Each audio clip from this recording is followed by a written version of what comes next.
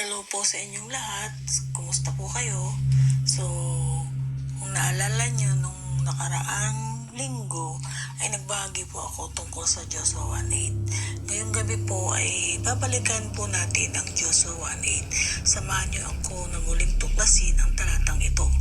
Pero bago ang lahat, may tatlong katanungan po ako. Una, bakit ako or bakit tayo nandito sa sanlibutan? Pangalawa, bakit natin ginagawa ang mga bagay-bagay sa mundo na to? At pangatlo, saan patungo ang mga ginagawa natin? Ang mga tanong na ito ay tumutukoy sa layunin ng buhay. Ang layunin ay maihahalin tulad sa isang mapa. Ito ang nagbibigay ng direksyon sa ating pamumuhay patungo sa masagana at matagumpay na buhay. Sabi ng Biblia, walang kwenta, walang saysay, walang halaga kung walang layunin sa buhay ang isang tao. Ngunit, hindi lahat ng tao ay nakikita ang kanilang layunin. Bakit? Dahil ang tunay na layunin ng tao kung bakit siya nabubuhay ay nanggagaling lang sa Diyos. Ito ay ang eternal purpose at ibinibigay niya sa mga taong naghahanap lang nito. Kung ang layunin ng buhay ay nanggagaling sa Diyos, paano tayo magkakaroon ito? So, una, connect your life to the Lord. Sa paanong paraan? Sa pamamagitan ng kanyang salita. Sa Joshua 1:8, do not let this book of the law depart from your mouth. Hindi niyo po mahahanap ang layunin ninyo kung hiwalay kayo sa Diyos. Ang salita ng Diyos, hindi lang binabasa. Ito ay kumakausap sa atin. Kapag nagbabasa ka ng Biblia, nakikipagrelasyon ka sa Kanya.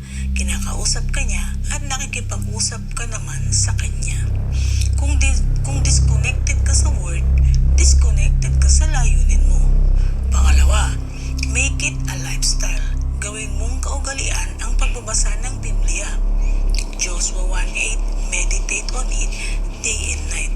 Hindi ito pang every other day. Hindi rin ito pang weekly lang or kung kailan mo lang gusto. Hindi rin ito pang emergency lang. Sabi, araw at gabi. Ito ang buhay mo. Lahat ng tao ay may problema. Lahat ng tao naghahanap ng solusyon sa problema. Kung gusto mo ng breakthrough, gawin mong daily ang presence ng Diyos sa buhay mo.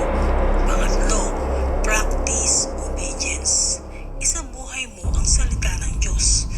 Sabi sa Joshua 1:8, be careful to do everything written in it. Maraming nakikinig, pero kakaunti ang sumusunod. Hindi sapat ang nakakaalam. Ang mahalaga ay sumusunod. Stop collecting verses. Start living the word. At ang pangako ng Diyos sa Joshua 1:8, then you will be prosperous and successful. Hindi ito pangako ng mundo. Ito ay pangako ng Diyos. At kapag ang Diyos ang nagsalita, sigurado yan. Pero tandaan mo, may proseso bago ang promise. Ano nga uli yun? Connection, lifestyle, and obedience. So sana po may natutunan tayong muli at sana ay maibahagi natin ito sa ating mga kapwa, kaibigan, kasamahan sa bahay, mga nakakasalamuha, at gawin po natin ang mga sumusunod sa ating napag-aralan. So, muli, hindi lang ito binabasa. Marami ang nagbabasa, pero hindi nagiging successful. Bakit? Kasi nga, hindi naman sinusunod. So, yun lamang po. Magandang gabi uli sa inyo at pagpalain kayo. At kung mayroon kayong nais idagdag, mag-comment lang po kayo niya sa baba. Huwag niyo pong kalimutang mag-like, mag-share, mag-comment. Maraming salamat po sa ating lahat. Pagpalain po kayong lahat. Bye!